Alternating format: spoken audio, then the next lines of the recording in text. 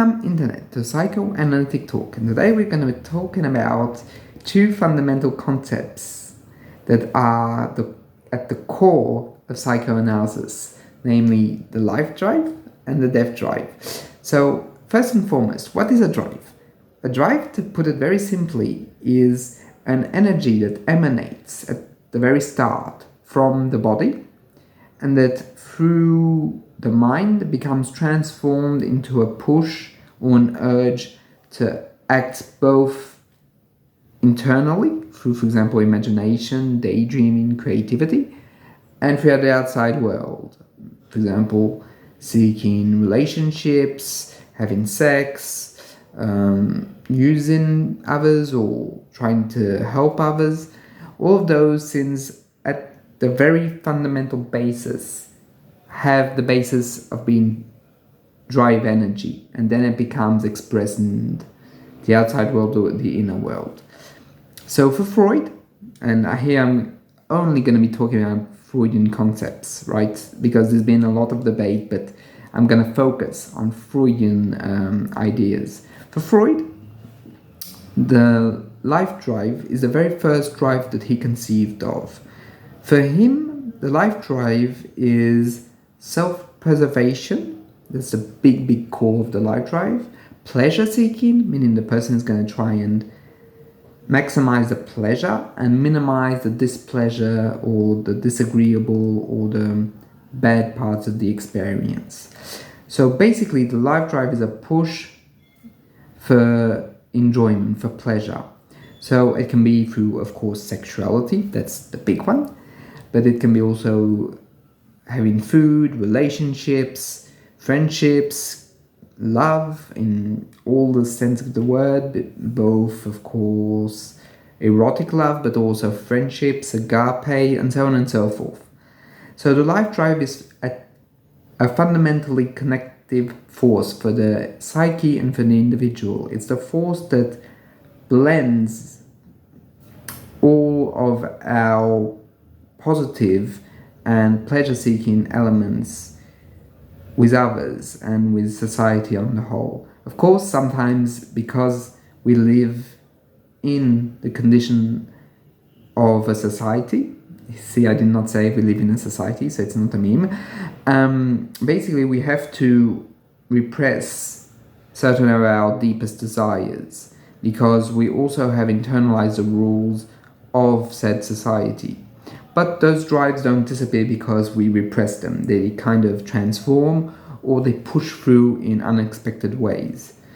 And it's very complicated to do a bucket list of all the aspects of drives and everything in which a life drive is integrated. But basically, very fundamentally, gratitude, love, care for others, sexuality, enjoyment, pleasure, eating, sleeping.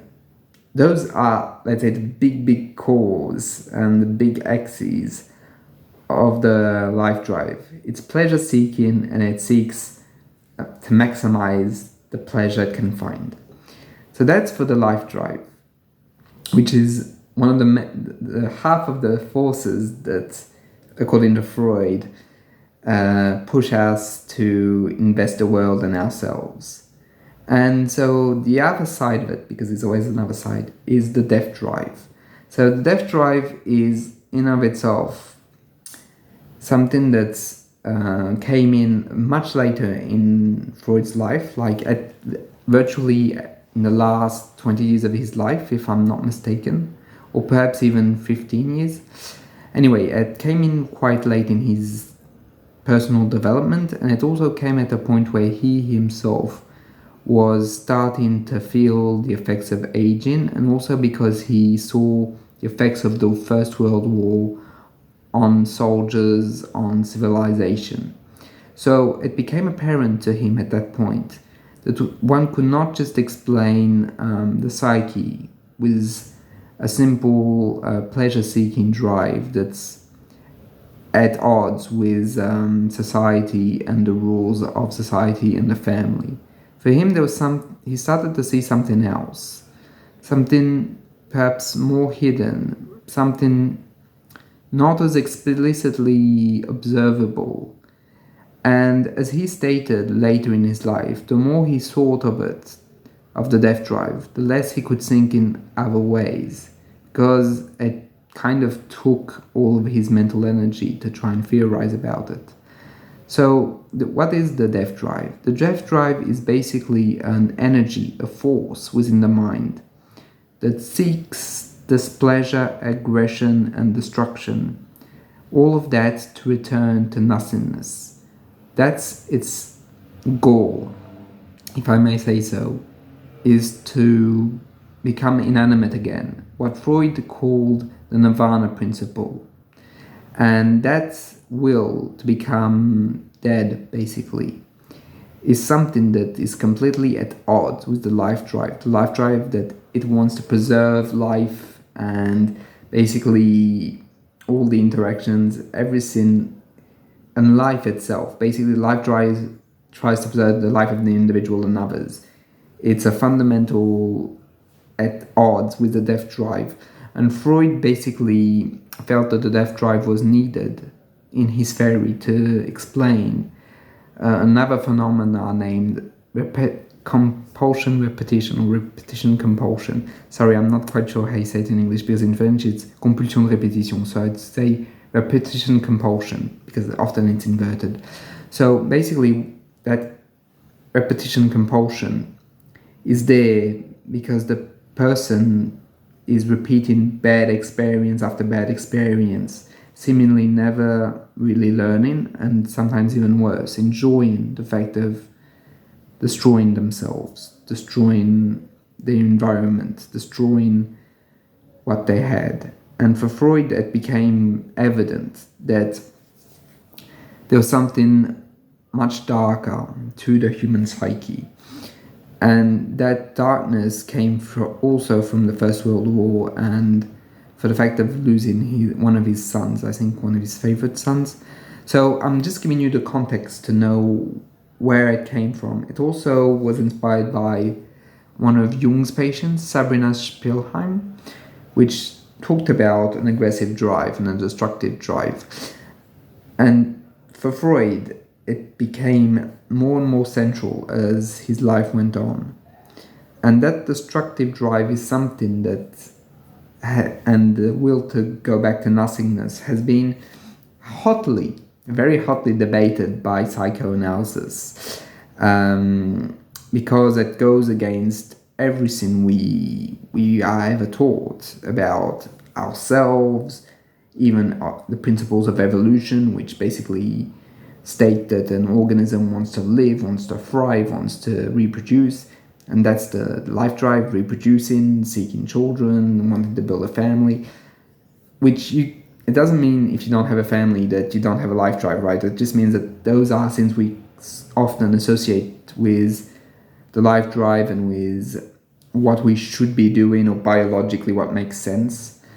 But that's the whole point, that what makes sense when you look at human subjectivity kind of breaks down, and that's where the death drive becomes fundamentally important in understanding that there is something at the core of every human, self-destructive, self-defeating, something that seeks nothing more than to even enjoy the fact of being destroyed and destroying others, that those repressed and dark elements are always there. And of course they're repressed, completely repressed, more than the life drive, by consciousness that really tries its utmost to just push it down, to master it. That's the whole point of the ego, superego, and ideal ego, is trying to give shape to the life drive and trying to mitigate the effects of the death drive. But what psychoanalysis kind of goes for as an explanation is that those drives are never fully mitigated and their effects can be seen. And in terms of the death drive, I think that the effects can of course be seen clinically. For example, people who repeat destructive or self-defeating patterns that in a way try and go back to a state of destruction, nihilism.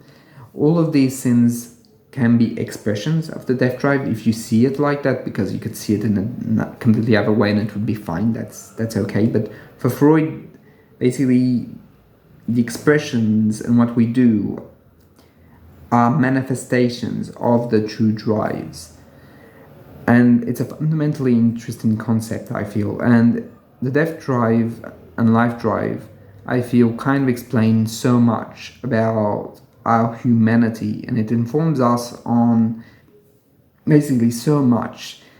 And here I'm gonna go on a tangent, because Freud he thought that the death drive was there in war, but I would also say, and that's purely me, it's also there in our denial or inertia towards climate change.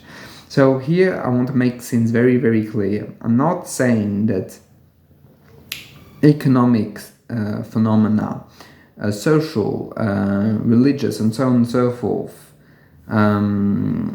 or social interactions are not there with climate change, because they completely are. But what I'm thinking, what I'm proposing to you, and feel free to disagree, this is really my opinion, is that our lack of engagement in climate change is at its core fundamentally the death drive. It's us destroying our environment, destroying our planet, and by extension ourselves, and going back to nothingness. And what makes it so interesting is that on this idea of climate change is basically we're destroying ourselves to create pleasure.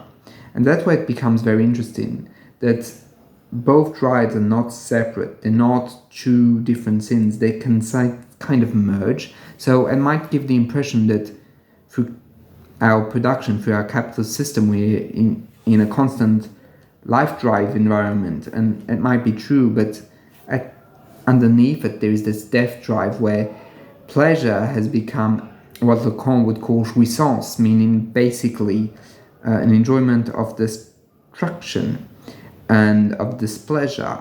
I'm really simplifying it, and I'll at some point make a whole video on the concept of jouissance, but for now let's just say that it's enjoyment of destruction. So there is that fundamental, at its core, aspect that I can't brush off, a bit like Freud, that he could not brush off the death drive in his later years. I cannot brush off the death drive as an explanation for our inertia towards climate change, for our will to hurt and be hurt by others. And of course there's other models. It's not to say that this is a truth, as a lot of psychoanalysts, like for example Fernburn, Guntrip, Otto Kernberg, disagreed fundamentally with the death drive. They were okay-ish with the life drive, but not with the death drive. The death drive was completely off limits. And even I think Ernest Jones was not pro-death drive at all.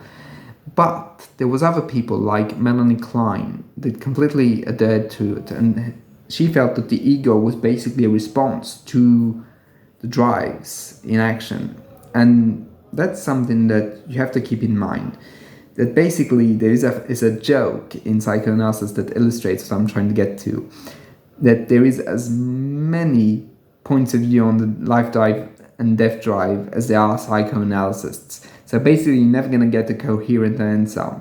So I just want you to know that my point of view is my point of view. It's not like a shared phenomena, and it's not a shared point of view with everyone. And I wanted to talk about it because I find that it's a worthy and important theory to explain so many things that are happening, both clinically speaking, but even on the terms of our culture and our society. And that it kind of baffles me that people don't give it any credence. People kind of deny that there is a death drive, as if that was purely a systemic problem, as if like there was just historical forces or economical forces. But at least to the psychologist that I am, it seems to me that there's something much deeper and much darker. It's not just forces that are in place, behind those forces there is something of our death drive that's expressing itself and seeking even more destruction. And I think that by denying it or not giving it any role in this, it prevents us from kind of analyzing it and trying to pick it apart. And that's my personal opinion, that the more we deny it, the less we are able to understand it. And yeah, I mean, this might be a bit pessimistic, but one never defeats the death drive, nor the life drive for that matter. The drives always stay strong, but by denying it, we're just, I think, even less able to prevent anything. That it's in itself self-defeating to not even think about the death drive. But that's my admittedly very personal opinion on the phenomena of the life drive and the death drive. So I hope you understood this, because it was much more theoretical. It's not an easy definition per se, but I find it to be an interesting one.